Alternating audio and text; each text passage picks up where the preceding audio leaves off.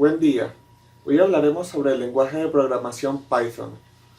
Este es un lenguaje de programación de código abierto. Esto quiere decir que no requiere de licencias para su uso y es uno de los lenguajes de programación más usados o más populares. También es un lenguaje de programación multiparadigma. Esto quiere decir que soporta casi cualquier estilo de programación.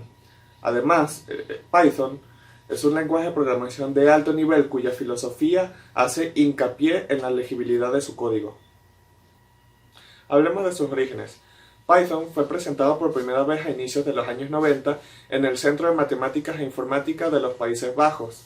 Su creador es Guido van Rossum, y el nombre del lenguaje fue puesto debido a que el creador era gran fanático de un grupo de humoristas británicos llamado Monty Python. Un dato curioso del creador es que él fue partícipe en ABC y creó este programa para suplantarlo. Además de ser el creador, se le consideraba un dictador dentro de su compañía, debido a que era muy estricto con sus decisiones y todos sus trabajadores trabajaban para él. Esto fue limpiado en 2018, ya que él hizo la pregunta de que si tan dictador era, ¿por qué no había montado una anarquía o un comunismo en su compañía contra él? Tras esto, en 2019 decide retirarse, pero por sus propias palabras, el retiro resultó tan aburrido que en 2020 decidió regresar, pero no a Python, sino que pidió trabajo en Microsoft, cuya compañía le dio directamente el nombre de jefe en desarrollo. Entre sus principales características tenemos que es un lenguaje multiparadigma.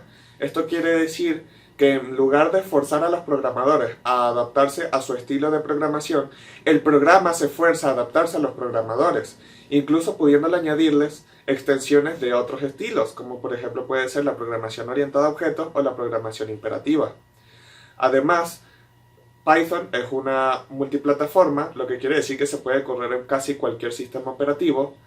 Aparte de que es de código libre, lo que quiere decir que no se necesita una licencia. De hecho, no existen licencias para trabajar con él. Es completamente gratuito.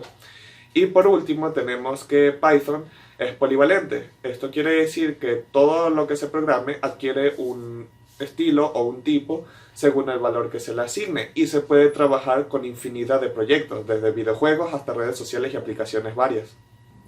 Entre los mayores ejemplos del uso del Python tenemos el Dropbox. El Dropbox es la mítica y la más usada nube de almacenamiento que prácticamente todos hemos usado al menos una vez. Este, en sus inicios, cuando era un pequeño proyecto, utilizaba el código Python. Y en 2012 tuvo uno de los capítulos más grandes en la historia de la programación. Cuando Dropbox empieza a crecer, contrata a uno de los que en ese momento era el mejor programador de Google, haciendo que Google caiga gravemente. Pues no fue sino hasta meses después que se descubrió que este programador era Guido, algo que ni siquiera el mismo Dropbox conocía, que estaban trabajando con el creador del lenguaje de programación que ellos utilizaban. De hecho, ya que hablamos de Google, tengo que decir que Guido es muy amigo de los creadores de Google. Tanto así que en el inicio de Google, en los principios de su historia, siempre ha usado y siempre va a ser su lenguaje de programación oficial, el Python. Y las dos compañías parecen tener hasta una relación como de hermanos, pues no existe evento de Google el que no sea partícipe Guido, y no existe evento de Python en el que no sean partícipes Larry y Sergey, los creadores de Google. Ahora hablemos de su prestigio. Python ha tenido uno de los mayores prestigios en la historia de la programación. De hecho, como dije, es el más conocido y el más popular, a tal punto de que existe la filosofía Python. Y cualquier código que esté escrito bajo estos principios, incluso si es de otro lenguaje, se les denomina pythónicos.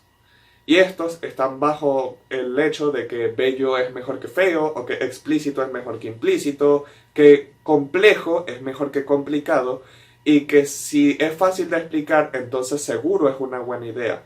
Pero son tantos principios que mejor se los dejo en pantalla para que ustedes lo vean y vean su gran prestigio y los grandes principios que tiene este lenguaje.